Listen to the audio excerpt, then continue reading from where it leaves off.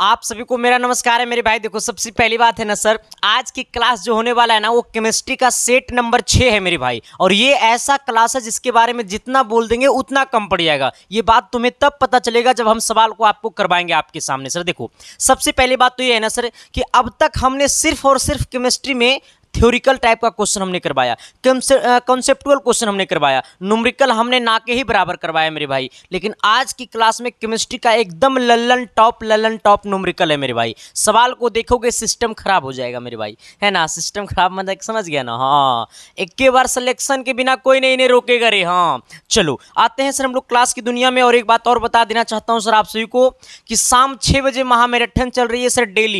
Daily शाम 6 बजे महामैराथन, और सुबह को आप लोग सेट लगा लीजिए। इतना से सिलेक्शन पक्का हो जाएगा। मैं तो कहता हूं मेरे भाई कि अंधविश्वास की तरह, अंधे आंखों की तरह मेरे ऊपर विश्वास मत करो। आप अपने 10 क्लास मेरे पास दो। अगर 10 क्लास में तुम में परिवर्तन नहीं दिखा मेरे भाई तो मेरे को ब्लॉक करके रख देना। क्योंकि सर संदीप कुमार हमेशा चैलेंज वाला लाइफ जीता है सर, बिना चैलेंज का लाइफ नहीं जीता ये। क्योंकि जहां पे रिस्क नहीं होता सर वहां पे मैं खेलता ही नहीं हूं, ठीक है। और मेरे भाई जब कोई इंसान कड़ी मेहनत करता है ना सर, कई रातें जगता है, कितना क्वेश्चन सिलेक्ट करता है, कैसे क्वेश्चन को कलेक्ट करता है, जब इतना सब कुछ करता है तो इंसान के पास ऑटोमेटिक कॉन्फिडेंस आ जाता है। ऐसा थोड़ा ना है मेरे भाई कि मेरे पास 2-3 साल पहले का प्रीवियस क्वेश्चन बना हुआ, उसी क्वेश्चन को हम दोबारा तिबारा करवा रहे हैं औरों की जैसा। नहीं मेरे भाई, जिंदगी कहता है ना, जिंदगी बड़ा अजीब तरीका से जिया जाता है सर। अगर सच में अगर कोई इंसान टीचर के रूप में है, अगर सच में वो टीचर का फर्ज निभा रहा है, इसका मतलब सच में वो बड़ी कड़ी मेहनत कर रहा है सर। इसीलिए टीचर का दर्जा माता पिता के बाद टीचर का ही डर जाता है मेरे भाई। ठीक है सर, चलते हैं सर आज की क्लास को कर देता हूँ। आज हमने कुछ ज़्यादा बोल दिया, माफ़ करना मेरे भाई, लेकिन क्लास के ऊपर ध्यान देना। आना क्या कहता है सर, जरा गौर कीजिएगा कि निम्न में से किसी एक तत्व की सामान्य संयोजकता 2 है। किसी एक तत्व की संयोजकता 2 है। ये एक तत्व की संयोजकता 2 कहने का मतलब उस तत्व की वैलेंसी कितना है, 2 है। संयोजकता 2 कहने का मतलब है रे मोहतरमा कि उसका वैलेंसी कितना है सर, 2 है। तो उसका परमाणु क्रमांक क्या होगा। अब सोचना सर, ये कौन सा तत्व है जिसका संयोजकता 2 है। और संयोजकता 2 कहने का मतलब उस तत्व के 72 कक्षा में इलेक्ट्रॉनों की संख्या कितनी होनी चाहिए, 2 होनी चाहिए। हमने क्या बोला, संयोजकता 2 है, इसका मतलब उस तत्व के 72 कक्षा में इलेक्ट्रॉनों की संख्या कितनी होनी चाहिए, 2 होनी चाहिए, है ना। आ जाना सर, यहाँ पे कितना है सर, 10 परमाणु संख्या, 12 है इसका। ये 12 नंबर में मैग्नीशियम होता है। मैग्नीशियम का क्या हो जाएगा सर हमारा, ये 2 हो जाएगा, ठीक है सर। इसके बाद फिर ये 8 हो जाएगा, फिर 2 हो जाएगा। 8 हो 2 10, 10 हो 2 कितना, 12। तो इसके 72 कक्षा में 2 इलेक्ट्रॉन आ गया। तो यही 72 कक्षा में 2 इलेक्ट्रॉन जो आया है, यही क्या कहलाता है, संयोजकता कहलाता है। तो हमसे पूछा निम्न में से किस तत्व की समान संयोजकता 2 है। किसी तत्व की समान संयोजकता 2 है तो उसका परमाणु का 72 कक्षा में उसका परमाणु क्रमांक क्या होगा। परमाणु क्रमांक कहने का मतलब परमाणु संख्या, तो परमाणु संख्या क्या होगा, 12 होगा। 14 रखेंगे तो यहाँ पे 4 हो जाएगा, जो कि गलत हो जाएगा। हमने बोला है कि अगर किसी का संयोजकता 2 है उसका मतलब उस तत्व के 72 कक्षा में 2 इलेक्ट्रॉन होनी चाहिए। 14 लेंगे तो इलेक्ट्रॉन कितना होगा मेरे भाई, 14 लेंगे तो आपका इलेक्ट्रॉन कितना हो जाएगा सर, ये आपका इलेक्ट्रॉन हो जाएगा 4। अगर 16 लेंगे तो इलेक्ट्रॉन हो जाएगा 6, 18 लेंगे तो इलेक्ट्रॉन हो जाएगा 8। लेकिन हमें संयोजकता दिया हुआ है 2, इसका मतलब 72 कक्षा में 2 इलेक्ट्रॉन होनी चाहिए। ठीक है सर, चलो आते हैं सवाल नंबर कितना, 152 की तरफ। अच्छा, एक बात और बता देना चाहता हूं सर कि अगर पिछले सारे क्लासेस अगर आप नहीं देखें तो इस वीडियो के डिस्क्रिप्शन में उसका प्लेलिस्ट का लिंक दिया हुआ है, वहां से जाना और सारे क्लासेस को कर देना धुआं धुआं। रिजल्ट ऑटोमेटिक ज्वालामुखी की तरह फटेगा मेरे भाई। और अब की बार सिलेक्शन का मतलब फिर यहीं से होगा। फिर ये बात तुम्हें मैं बता देता हूं सर, दिल खोल के सुन लेना, फिर बोलना कि संदीप कुमार सच में सही बोलता था। कहता है किसी तत्व का परमाणु भार 19 है। अब सोचो सर, कोई तत्व है जिसका परमाणु भार कितना है सर, ये 19 है। कहता है परमाणु के द्वितीय कक्षा में 7 इलेक्ट्रॉन है तो नाभिकीय में प्रोटॉन की संख्या कितनी होगी। अब सोचना सर, द्वितीय कक्षा में कितना इलेक्ट्रॉन है, 7 इलेक्ट्रॉन है, तो नाभिक में प्रोटॉन की संख्या क्या होगी। सबसे पहले ये सोचना, हमें सबसे पहले इलेक्ट्रॉन बता दो। द्वितीय कक्षा में 7 इलेक्ट्रॉन है। अब यहाँ पे सोचना सर, कैमी कक्षा में, द्वितीय कक्षा में, अरे कैमी कक्षा में, द्वितीय कक्षा में हमें बोला है कि किसी का परमाणु भार 9 है और द्वितीय कक्षा में 7 इलेक्ट्रॉन है। द्वितीय कक्षा में 7 इलेक्ट्रॉन का आने का मतलब मेरे भाई, द्वितीय कक्षा में 7 इलेक्ट्रॉन तो +2 कर देंगे, 7 और दोनों कितना हो जाएगा 9। यानी अब जो नया वाला इलेक्ट्रॉन आया है वो कितना आया है, 9 आया है। तो हमसे पूछा प्रोटॉन की संख्या, तो इलेक्ट्रॉन बराबर 9 तो प्रोटॉन बराबर भी 9, अब प्रोटॉन बराबर 9 तो परमाणु संख्या बराबर भी 9 आ जाना। अगर आपसे पूछता परमाणु संख्या तो भी 9 होता, प्रोटॉन पूछा तो भी 9 होगा, यानी ऑप्शन नंबर क्या हो जाएगा, बी हो जाएगा। चलिए आते हैं तनी सवाल नंबर कितना 153 की तरफ। तभी तो कहोगे कि बचपन का प्यार मेरा भूल नहीं जाना रे। आना कहता नाभिकीय रिएक्टर का कौन सा कार्य करता है। अच्छा, नाभिकीय रिएक्टर कौन सा कार्य करता है, अनियंत्रित ढंग से नाभिकीय ऊर्जा का उत्पादन। आए सिस्टम को थोड़ा सा सर कंट्रोल रखने वाला सवाल है। जब भी सर इस टाइप का क्वेश्चन आता है तो थोड़ा सा आपके पास एक कॉन्सेप्ट होनी चाहिए, वो कहता है करो या मरो। एक ऐसा कॉन्सेप्ट है सर जिसका नाम है करो या मरो।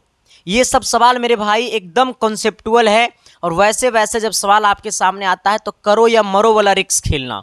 हमने क्या बोला, जब सवाल ऐसे आता है सर तो करो या मरो वाला रिस्क खेलना, और करो या मरो वाला रिस्क नहीं खेलोगे सर तो चल जाओगे खोपचे में।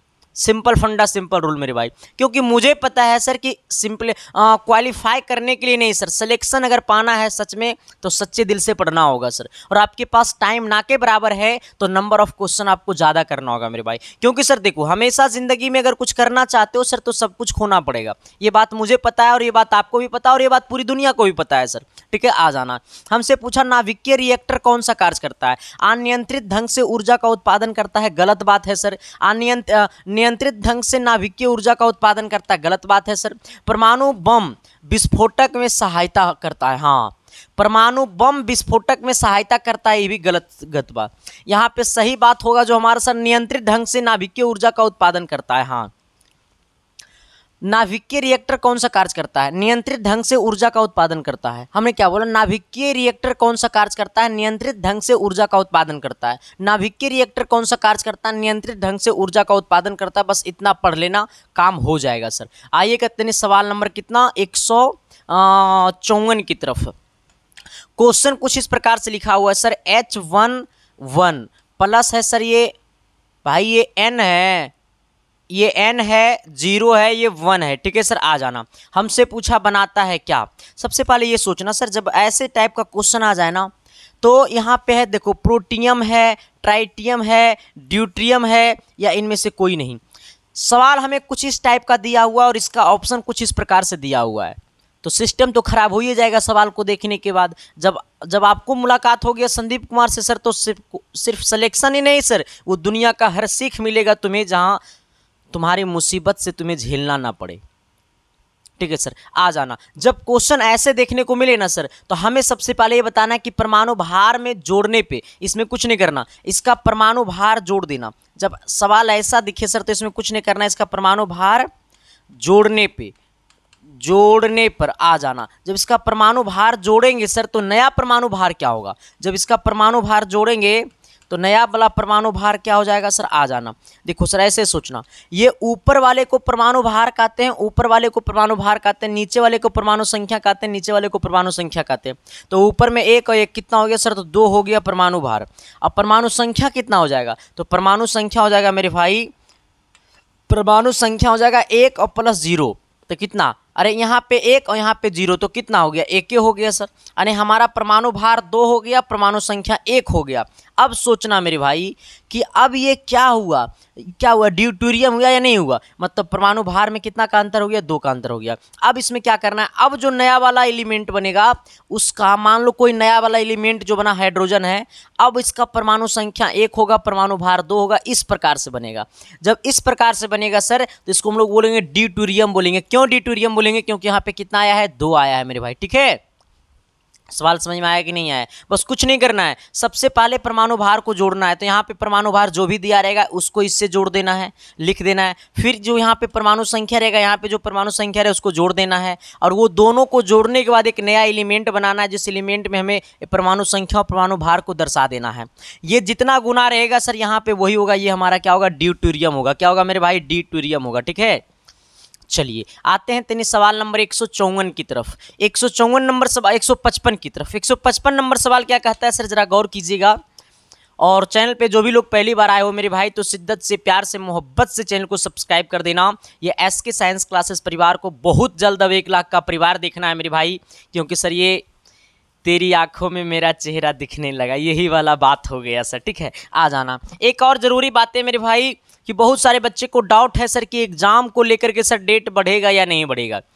सर मैं एग्ज़ाम को डेट बढ़ेगा या नहीं बढ़ेगा, ये जो आपका है सर वो 15 से 16 जून तक ये आपको मतलब कंफर्म हो जाएगा कि डेट बढ़ेगा या वही डेट रहेगा सर। इसके ऊपर हम एक आपको स्पेशल वीडियो बना करके डाल देंगे ताकि आपको किसी प्रकार की दिक्कत ना हो। और जिस दिन आपको दिक्कत होगा इसका मतलब संदीप कुमार को दिक्कत हो रहा है। आ जाना। क्या कहता है सर कि एक रेडियो एक्टिवता स्रोत की अर्ध आयु 30 दिन में 30 दिन है। 90 दिन समय के अंदर परमाणुओं की अंशों में अंश जो क्षय हो जाए। अच्छा सर हमरा तो सवाल ना बुझैले कि सवाल का कहै छे। सवाल ऐसे नहीं बुझाई छे, सवाल दिल से बुझाई छे। देखो इधर हम तुमको सवाल समझाते हैं सर अपनी भाषा में। कहता है क्या सर, एक रेडियो एक्टिवता स्रोत की अर्ध आयु 30 दिन है। अच्छा अर्ध आयु कितना है, 30 दिन है। तो एक फार्मूला होता है सर टी बराबर, कौन बराबर, टी बराबर n into T, n into T 1/2, ये फार्मूला होता है सर। हाँ अब सोचना सर, यहाँ पे हमें टी का मान कितना है, ये टी बराबर कितना दिन, 90 दिन। आ जाना, ये बड़ा वाला ले लेना टी, तो टी बराबर 90 दिन बराबर n इंटू टी इंटू 1/2 का मान कितना है 30। ये 30 से कटेगा 90 3 बार में, यानी n का मान कितना हो गया 3 हो गया। अब कहता है सर कि परमाणुओं का अंश जो क्षय हो जाए, परमाणुओं का अंश जो क्षय हो जाए तो उसका फॉर्मूला होता है n equal to n naught 1/2 पे पावर n। हमने क्या बोला है, n equal to n naught into 1/2 पे पावर n। समझ गया ना। आ जाना।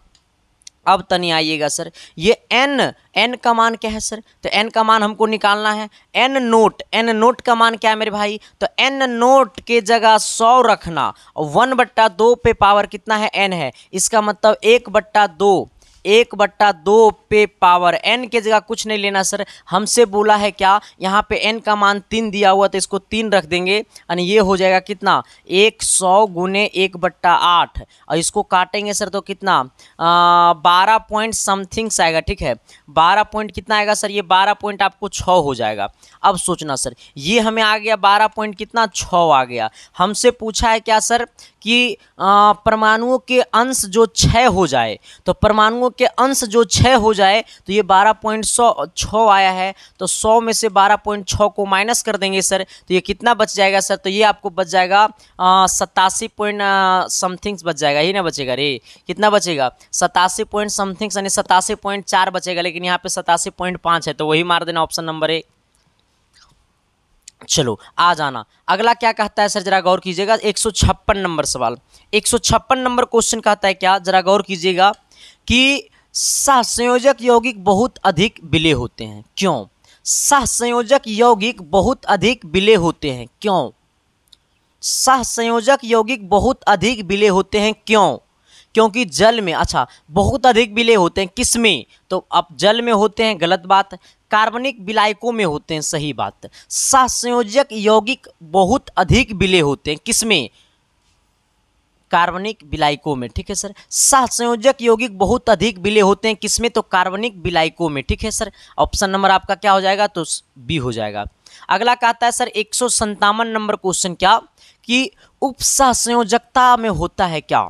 उपसहसंयोजकता में क्या होता है सर, इलेक्ट्रॉन का स्थानांतरण होता है, इलेक्ट्रॉन की बराबर साझेदारी होता है, हाइड्रोजन बंध होते हैं, एक परमाणु के इलेक्ट्रॉन की 2 परमाणुओं के मध्य साझेदारी होती है। क्या होता है मेरे भाई, जरा बताइएगा 157 नंबर की तरफ। देखो सर, हमसे पूछा उपसहसंयोजकता में होता है क्या। उपसहसंयोजकता में क्या होता है सर, तो एक परमाणुओं के इलेक्ट्रॉन की 2 परमाणुओं के मध्य साझेदारी, एक परमाणुओं के इलेक्ट्रॉन की 2 परमाणुओं के मध्य साझेदारी पूछेगा। उपसहसंयोजकता में होता है क्या, तो एक परमाणु के इलेक्ट्रॉन की 2 परमाणुओं के मध्य साझेदारी, एक परमाणु के इलेक्ट्रॉन की 2 परमाणुओं के मध्य साझेदारी। ठीक है, हमने क्या बोला है कि उपसहसंयोजकता होता है, उपसहसंयोजकता में होता है तो एक परमाणु के इलेक्ट्रॉन की दो परमाणुओं के मध्य साझेदारी, उपसहसंयोजकता में होता है तो एक परमाणु के इलेक्ट्रॉन की दो परमाणुओं के मध्य साझेदारी, यानी ऑप्शन नंबर क्या हो जाएगा मेरे भाई, डी हो जाएगा।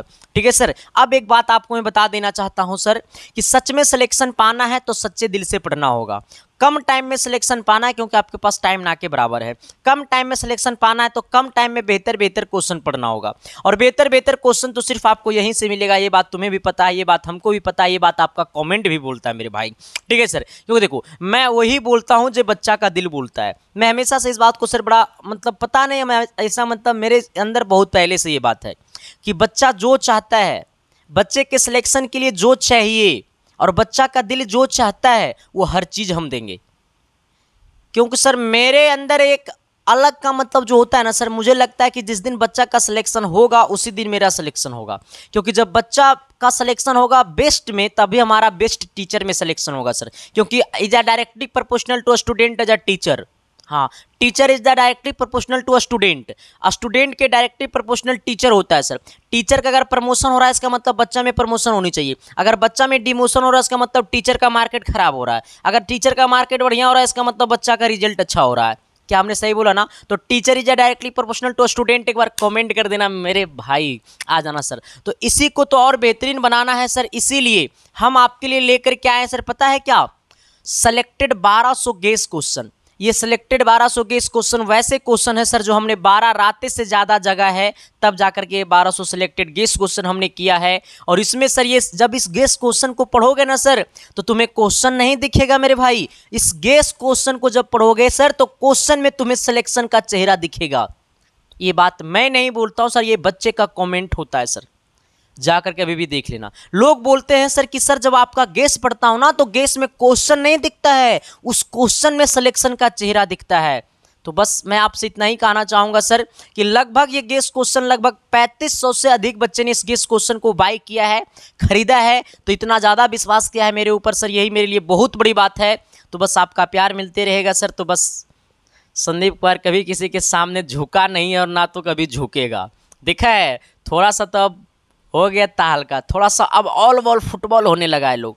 मैंने बोल दिया उसी दिन सर कि गलत करोगे सर तो गलत को चकनाचूर कर देंगे, इसके लिए मेरे कुछ रहे चाहे ना रहे लेकिन बच्चे को गुमराह करने नहीं दूंगा सर। ठीक है, कल की मैं बातें बताता हूं सर। कल कुछ मैंने कमेंट पोस्ट किया था, कोई पहले अगला एक आदमी कोई कमेंट पोस्ट किया था, ठीक है, मतलब बच्चे को दिखाना चाह रहा था कि देखो मेरे पास कितने अच्छे अच्छे कमेंट होते हैं। मैंने बोला बर्दाश्त करो 2 मिनट, फिर मैंने भी कमेंट को निकाला सर और तुरंत हमने भी कमेंट को पोस्ट किया। इसके बाद जाकर के दोनों जगह का कमेंट पढ़ लेना कि कहाँ से सिलेक्शन होता है सर। सर ये बातें मैं नहीं बोलता हूँ सर, ये बातें बच्चे का रिजल्ट बोलते हैं और ये बातें बच्चे के कमेंट बोलते हैं सर। ठीक है सर। तो जिन लोगों को ये 1200 सिलेक्टेड गेस क्वेश्चन चाहिए, ऐसा नहीं कि वीडियो कट करके अभी उनके पास भेज देना तुम, जिन लोगों को ये 1200 सिलेक्टेड गेस क्वेश्चन चाहिए मेरे भाई, तो इसके लिए आपको पता है क्या करना पड़ेगा, आपको इसी नंबर 72 वाले नंबर पे आपको 99 रुपये पेमेंट करना पड़ेगा। किसी से भी आप पेमेंट करवा सकते हैं सर, पे फोन, गूगल पे, पेटीएम। 99 रुपये में सर आपको एक कॉपी नहीं देता है मोटा वाला, एक 99 रुपये में आपको एक पैंट नहीं देता है मेरे भाई, यहाँ तक कि एक अंडरवियर भी नहीं देता है मेरे भाई, और मैं आपको दे रहा हूँ sir 1200 selected guess question sir. तो ये अपने आप में सर एक बड़ी अच्छी बात है जो आप सबका प्यार मिला। तो जिनको चाहिए तो आपको इसी नंबर पे पेमेंट करके स्क्रीनशॉट भेज देना है व्हाट्सअप पे, उसी व्हाट्सअप नंबर पे, और पेमेंट का स्क्रीनशॉट भेजने के बाद मैसेज में लिख देना सर कि मुझे पॉलिटेक्निक का गेस क्वेश्चन चाहिए, मिल जाएगा तुरंत। ठीक है, आ जाना। सवाल नंबर आना 158 की तरफ सर। 158 नंबर क्या कहता है, जरा गौर कीजिएगा। कहता है ना कि किसी परमाणु में से एक इलेक्ट्रॉन पृथक हो जाने पर उस पर आवेश होगा। देखो सर, ये पृथक का मतलब क्या होता है सर, एक इलेक्ट्रॉन का पृथक हो जाना, एक इलेक्ट्रॉन का पृथक हो जाना इसका मतलब धनावेशित हो जाना। एक इलेक्ट्रॉन का पृथक हो जाना इसका मतलब धनावेश हो जाना। हमने क्या बोला, एक इलेक्ट्रॉन का पृथक हो जाना मतलब एक इकाई धनावेश हो जाना। ठीक है सर। कहता है किसी परमाणु में एक इलेक्ट्रॉन का पृथक हो जाना इसका मतलब इकाई धनावेश हो जाना। किसी परमाणु में से एक इलेक्ट्रॉन का पृथक हो जाना इसका मतलब एक इकाई धनावेश हो जाना। ठीक है, इकाई धनावेश हो जाना। ठीक है, आइएगा। फिर कहता है सर किसी परमाणु द्वारा 2 इलेक्ट्रॉन का ग्रहण हो जाना। देखो सर, जब बोलेगा पृथक तो कहना सर धनात्मक हो जाना, और जब बोलेगा सर ग्रहण तो कहना ऋणात्मक हो जाएगा। और यहाँ पे बोला सर 2 इलेक्ट्रॉन का ग्रहण करने के बाद उसका आवेश होगा तो 2 इकाई ऋणावेश हो जाएगा। ठीक है सर। 2 इलेक्ट्रॉन का ग्रहण किया तो 2 इकाई ऋणावेश हो जाएगा, 2 इलेक्ट्रॉन को ग्रहण किया तो 2 इकाई ऋणावेश हो जाएगा। सॉरी इकाई रुक जाओ, इकाई ग्रहण करेगा सर तो धनावेश मारना, इसमें भी धनावेश से मारना, ठीक है। हमें बोला किसी परमाणु द्वारा 2 इलेक्ट्रॉन को ग्रहण करने के बाद सर यहाँ पे क्या होगा, एक सेकेंड थोड़ा सा मैं देखता हूँ। कोई इकाई ऋणावेश, 2 इकाई ऋणावेश आए, 2 इकाई, 1 इकाई धनावेश, 2 इकाई ऋणावेश। एक सेकेंड सर, इसको थोड़ा सा टाइपिंग मिस्टेक है। कहता है किसी परमाणु में से 1 इलेक्ट्रॉन का पृथक हो जाने से क्या हो जाता है सर कि धनावेश हो जाता है, ये तो सही बात है। या फिर 2 इकाई, 1 इलेक्ट्रॉन का पृथक होना इसका मतलब 1 इलेक्ट्रॉन का धनावेश होना, ठीक है सर। और 2 इलेक्ट्रॉन का ग्रहण होना इसका मतलब 2 ही इलेक्ट्रॉन का ऋणावेश होना। यहाँ पे 2 इलेक्ट्रॉन का ग्रहण होना इसका मतलब 2 ही इलेक्ट्रॉन का ऋणावेश होना, और 1 इलेक्ट्रॉन का ग्रहण होना इसका मतलब 1 इलेक्ट्रॉन का पृथक होना इसका मतलब 1 इलेक्ट्रॉन का धनावेश होना। तो इस बात को अगर मारना है सर तो यहाँ पे मार सकते हैं क्या, ऋणावेश, ठीक है। यानी चलिए इसको यहाँ पे मार दीजिएगा ऋणावेश मेरे भाई। चलिए आइएगा तनी अगला सवाल की तरफ। अगला क्वेश्चन क्या कहता है, जरा गौर कीजिएगा सर। अगला कहता है ना सर क्या कि एक यौगिक का मूलानुपाती सूत्र इतना है, किसी यौगिक का जो मूलानुपाती सूत्र है वो हमारा है CH2O। किसी यौगिक का जो मूलानुपाती सूत्र है वो CH2O, इसका अनुभार 180 है, इस यौगिक का अनुसूत्र क्या होगा। सवाल बड़ा मजेदार है सर। CH2O, पहले ये CH2 को अनुभार क्या होगा, ये CH2 का अनुभार क्या होगा। तो इसका देखो, कार्बन बोले तो कार्बन आता है 6 नंबर पे प्लस, कार्बन कितना नंबर पे आता है, 6 नंबर पे आता है, लेकिन कार्बन आता है 6 नंबर पे, लेकिन इसका परमाणु भार कितना हो जाएगा तो 12 प्लस। हाइड्रोजन का परमाणु भार 1 गुना 2 में है, कर देंगे प्लस। ऑक्सीजन का परमाणु संख्या 8, लेकिन परमाणु भार कितना होगा 16। चलो इसको जोड़ दो सर, यहाँ पे कितना हो जाएगा 2 एकम 2, यानी 6 2 8, 8 2 10, 10 का 0, 1 1 2, 2 1 कितना 3 हो जाएगा, यानी ये कितना हो गया 30 हो गया मेरे भाई, ठीक है। यानी इसका परमाणु भार कितना हो गया 30 हो गया। हमसे क्या पूछा है सर, अणुओं, हमसे पूछा इस यौगिक का अणुसूत्र क्या होगा। तो सबसे पहले n निकाल दो, n बराबर होता है सर अणुभार बट्टा सूत्रभार, ठीक है। होता है अणुभार बट्टा में सूत्रभार, हमने क्या बोला, अणुभार बट्टा में सूत्रभार, और गुणे में अणुभार में बट्टा में सूत्रभार, अच्छा कुछ नहीं गुना में आ जाना, इसमें नहीं होता। अणुभार बट्टा में सूत्रभार बराबर कितना हो जाएगा, अणुभार दिया हुआ 180, 180 में सूत्रभार 30 है, इससे भागा देना सर, छोटिया यानी कितना, ये 3 हो जाएगा, 6 बार में कट जाएगा सर, ठीक है, आ जाना। यानी n बराबर कितना हो गया 6, n बराबर 6 हो गया। तो हमसे पूछा अनुसूत्र क्या हो जाएगा, n बराबर 6, तो हमसे पूछा अनुसूत्र क्या हो जाएगा। अब यहाँ पे सोचना सर, अब इसका अनुसूत्र जब निकालना होगा तो ये CH2O था ना, CH क्या था CH2O। अब इसमें क्या करना है सर, आपको गुना कर देना है 6 से, क्योंकि n का मान कितना आ गया 6 आ गया। तो इसको 6 से जब गुना करेंगे सर, जब इसको 6 से गुना करेंगे तो 6 हो जाएगा, ये हो जाएगा C6 आ जाना, 6 दूनी 12, ये 12H, ये कितना हो जाएगा O6 हो जाएगा, यानी C6H12O6 हो जाएगा, C6H12O6 हो जाएगा, जो कि ऑप्शन नंबर सी में देखने को मिलेगा, ठीक है। कुछ नहीं करना है, जो आपका यौगिक दिया रहेगा, जिसका दिया रहेगा उसका सबसे पहले अनुभार निकाल देना है। फिर n बराबर होता है अनुभार बट्टा सूत्रभार, अनुभार हमें दिया रहेगा, सूत्रभार आपको निकालना पड़ेगा, हमने 30 निकाला, ये दोनों को भाग दे देंगे, n का मान निकल जाएगा। और कहता है इसका अगला यौगिक का अनुसूत्र क्या होगा, तो इसमें जितना आएगा n का मान उससे गुना कर देंगे सर, वही क्या हो जाएगा आंसर हो जाएगा। चलिए तनी आते हैं सवाल नंबर 162 की तरफ, 161 की तरफ आते हैं सर, ठीक है। आइएगा तनी, कहता है ना क्या, ऊष्माक्षेपी अभिक्रिया हुआ है जिसमें, ऊष्माक्षेपी अभिक्रिया हुआ है जिसमें क्या, ऊष्माक्षेपी अभिक्रिया हुआ है जिसमें ऊष्मा आंतरिक ऊर्जा में परिवर्तित होती है, गलत बात। ऊष्मा विद्युत ऊर्जा में परिवर्तित होती है, विद्युत में परिवर्तित होती है, गलत बात। ऊष्मा अवशोषण होता है, गलत बात। ऊष्मा का उत्सर्जन होता है। हमने क्या बोला कि ऊष्माक्षेपी अभिक्रिया हुआ है जिसमें ऊष्मा का क्या होता है उत्सर्जन होता है। ऊष्माक्षेपी अभिक्रिया हुआ है जिसमें ऊष्मा का क्या होता है उत्सर्जन होता है मेरे भाई, इससे ज़्यादा कुछ नहीं आएगा, ठीक है सर। आ जाना 162 की तरफ आना। कहता है क्या सर कि एक उत्प्रेरक का क्या काम है, एक उत्प्रेरक किसी रासायनिक अभिक्रिया की गति को बढ़ा सकता है, गलत बात। एक उत्प्रेरक किसी रासायनिक अभिक्रिया की गति को बढ़ा सकता है, गलत बात। रासायनिक अभिक्रिया की गति को कम कर सकता है, गलत बात। अभिक्रिया की गति को कम या अधिक कर सकता है, दोनों कर सकता है। उत्प्रेरक की काम है सर कि अभिक्रिया की गति को बढ़ा भी सकता है और घटा भी सकता है। तो कहता है एक उत्प्रेरक अभिक्रिया की गति को कम या अधिक कर सकता है, ठीक है। एक उत्प्रेरक का क्या काम है, तो अभिक्रिया की गति को कम कर सकता है या फिर क्या कर सकता है, बढ़ा सकता है।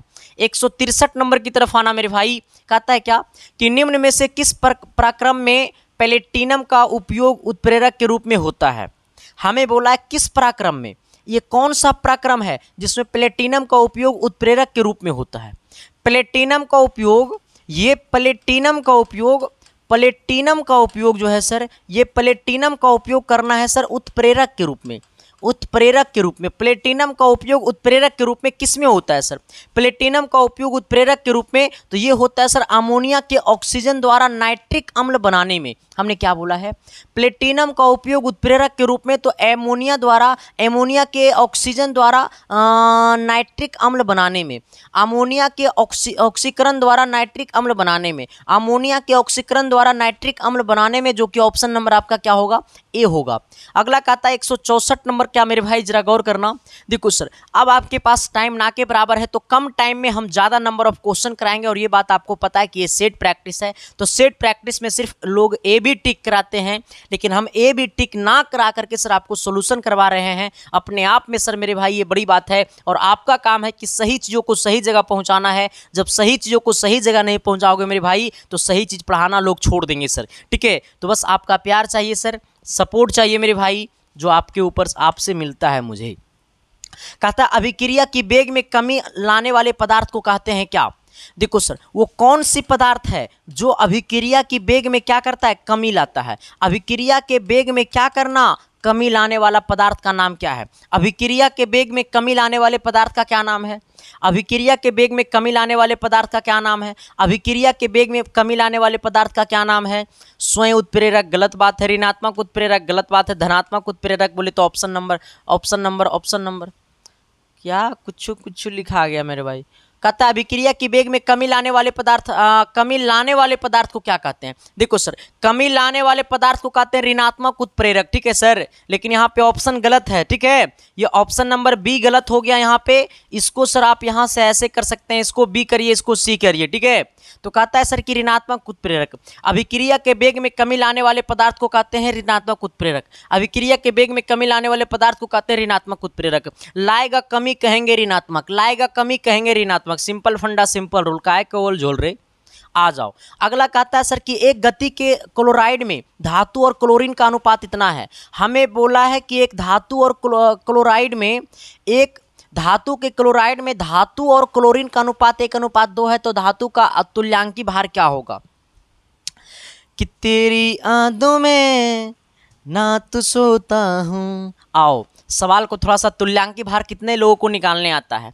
तुल्यांकी भार बराबर होता धातु की मात्रा बट्टा क्लोरीन की मात्रा, ठीक है सर, गुने 35। हमने क्या बोला है सर, कि आपका क्या बोला है सर, हमसे पूछा तुल्यांकी भार, ये क्या हो गया रे, आ जाना। हमसे क्या पूछा है सर, ये तुल्यांकी भार पूछा है। तुल्यांकी भार बराबर क्लोराइड की धातु और किसका, क्लोरीन का मात्रक। तो कुछ नहीं करना, क्लोराइड का, देखो सर, क्लोराइड और क्लोरीन की मात्रा का अनुपात, तो क्लोराइड और धातु के क्लोरीन की मात्रा का अनुपात 1:2 कितना है, 2 है। तो 1/2 कर दो, गुने 17 नंबर पे आता है क्लोरीन, तो 35 से गुना कर दो, क्योंकि 17 गुने 35 हो जाएगा, ठीक है। आ जाना, इसको 2 से काटेंगे सर तो हो जाएगा 17 पॉइंट कितना, 5। आंसर यही आ जाएगा 17.5, बोले तो कितना 17.75 नहीं 17.5 समथिंग आएगा, कुछ 17.5 आएगा। ऑप्शन नंबर आपका क्या होगा, बी होगा। अगला कहता है सर क्या, कि फास्फोरिक अम्ल HPO का अनुभार इतना है, तो क्षारकता 3 है, तो इसका तुल्यांकी भार क्या होगा। सवाल बड़ा रोमांटिक है मेरे भाई, क्योंकि संदीप कुमार के पास सवालों रोमांटिक होता है, ठीक है। ये बात हम नहीं बताते हैं सर, ये बात आप लोग बोलते हैं सर, ठीक है। चलो, हमने क्या बोला, जरा इस पे गौर करना। हमने क्या बोला है सर आपको, हमने बोला है कि फास्फोरिक अम्ल, तो फास्फोरिक अम्ल का जो सूत्र होता है सर, ये फास्फोरिक अम्ल का सूत्र गलत लिखल है। फास्फोरिक अम्ल का सूत्र ये नहीं होता सर, ये गलत लिखा हुआ है, ठीक है। फास्फोरिक फास्फोरिक अम्ल, फास्फोरिक अम्ल का जो सूत्र होता है मेरे भाई वो होता है आपका H3PO4। क्या होता है? H3PO4 होता है। फास्फोरिक अम्ल का ये होता है H3PO4। H3 कितना? PO4। फास्फोरिक अम्ल का सूत्र क्या होता है? H3PO4 का तुल्यांकी भार। अच्छा, इसका जो भार दिया हुआ कितना है? ये आपको 98 दिया हुआ है सर, ठीक है। कितना है? 98 दिया हुआ। तो कुछ नहीं करना है, ये H3PO4 का तुल्यांकी भार, इसका हमें तुल्यांकी भार निकालना है। इसका तुल्यांकी भार निकालना है ना सर। इसका तुल्यांकी भार बराबर क्या हो जाएगा? तुल्यांकी भार बराबर कुछ नहीं होगा, जितना अनुभार दिया हुआ, जितना क्षारकता दिया हुआ है, तो अनुभार में क्षारकता से क्या कर देना है मेरे भाई? क्षारकता से क्या कर देना है? भागा दे देना है। अनुभार में क्षारकता से क्या कर देना है? भागा दे देना है। यानी अनुभार कितना है सर? ये 98 है। 98 बट्टा में 3 कर देंगे सर। 98 को जब 3 से काटेंगे तो 98/3, 98/3 दिया हुआ है, ऑप्शन नंबर सी होगा। इतना सवालों हल्का होवे छे ना होबे छे रे बाबा, ना होबे छे। देखो, अब कहोगे सर तो इसमें निकालना क्या था? अगर तुमको अनुभार नहीं दिया होता तो इस फार्मूला का सबसे पहले तुम अनुभार निकालना पड़ता। अगर अनुभार नहीं दिया होता तो इस फार्मूला का सबसे पहले आपको अनुभार निकालना पड़ता, और अनुभार में क्षारकता से क्या कर देते? भाग दे देते। तो वही हमारा क्या आ जाता है? आंसर आ जाता है मेरे भाई। चलिए आते हैं तनी सवाल नंबर कितना? 67 की तरफ। 167 नंबर क्या कहता है, जरा गौर कीजिएगा। एक यौगिक का अनुभार दिया हुआ है इतना, तो वाष्प घनत्व हमसे पूछा। फार्मूला होता है सर, हमने ये फार्मूला लगभग 10 बार से ज़्यादा पढ़ा चुके हैं। फार्मूला होता है अनुभार बराबर 2 गुने वाष्प घनत्व।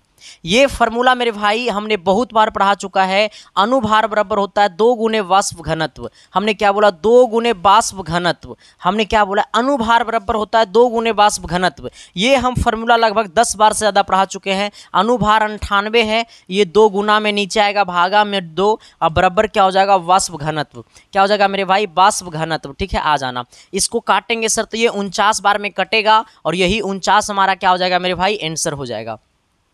चलिए आते हैं 100 कितना? 68 की तरफ। 168 नंबर क्या कहता है सवाल, जरा गौर कीजिएगा। कहता है 48 ग्राम Mg को जलाने पर 80 ग्राम MgO प्राप्त हुआ है, तो Mg का तुल्यांकी भार क्या होगा? हमसे पूछा Mg का तुल्यांकी भार। Mg बोले तो मैग्नीशियम, मैग्नीशियम का तुल्यांकी भार।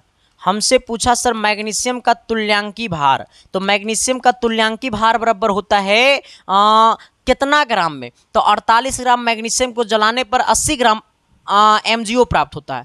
48 ग्राम को जलाया, 48 ग्राम को जलाया और उससे 80 ग्राम प्राप्त हुआ है, तो 80 में से 48 को अब माइनस कर देना, और गुने में 80 में से 48 को माइनस कर देना, गुने में 8 को क्या कर देना? गुना कर देना सर। इसका ये सूत्र होता है। ठीक है, चलो आ जाना। अब इसको 48 करेंगे, नीचे घटाएंगे सर तो ये 32 हो जाएगा, यहाँ पे 8 हो जाएगा। 8 चौक 32, 4 बार में खोपचे में 4 एकम 4 और 4 दूनी यानी कितना? 8, यानी हो जाएगा 12। अब 12 बोले सर तो ऑप्शन नंबर कितना? डी। केमिस्ट्री कुछ नहीं मेरे भाई, मैं आपको हमेशा से कहता हूँ केमिस्ट्री बहुत ईजी है। हाँ, इतना इजी केमिस्ट्री है कि मैं अपने आप को बता नहीं सकता हूँ सर। मुझे भी लगता था केमिस्ट्री पहाड़ है, लेकिन जब हमने केमिस्ट्री के अंदर घुसा और केमिस्ट्री को मैंने फील किया, केमिस्ट्री को हमने थोड़ा सा कुछ अपने अंदर एक अलग तरीका से मैंने फील किया, तो अब मुझे जाकर के लगा कि chemistry is the easy subject. Science के सब्जेक्ट की तुलना में केमिस्ट्री बहुत ईजी है सर। साइंस सब्जेक्ट में कोई भी अगर सब्जेक्ट हो, जैसे मैथ हो, फिजिक्स हो, बायोलॉजी हो, बायोलॉजी भी सर, बायोलॉजी से भी आपको इजी लगेगा केमिस्ट्री, क्योंकि इस बात को आप समझ लेना कि बायोलॉजी उसी को अच्छा समझ में आता है जिसका केमिस्ट्री अच्छा होता है। ऐसे बायोलॉजी मेरा भी हैवी था, पढ़ोगे बायोलॉजी सिस्टम खराब हो जाएगा। आ जाना सर, अगले नंबर की तरफ आना, 169 की तरफ आना। 169 नंबर क्या कहता है, जरा गौर कीजिएगा सर। क्या कि किसी धात्विक ऑक्साइड के 1.40 ग्राम को हाइड्रोजन के साथ तत्व पर 1.24 ग्राम धातु के शेष रही है, तो धातु की तुल्यांकी भार क्या होगा? सवाल थोड़ा सा सर डिसमिस है, मैं आपको समझा देता हूँ सवाल क्या बोल रहा है। कहता है सबसे पहले ऑक्सीजन 1.40 ग्राम को हाइड्रोजन के साथ तप्त कर पर इतना 1.24 ग्राम धातु शेष रही है, तो धातु का तुल्यांकी भार क्या? कुछ नहीं करना, सबसे पहले ऑक्सीजन का भार बता देना। ऑक्सीजन का भार बता दो सर।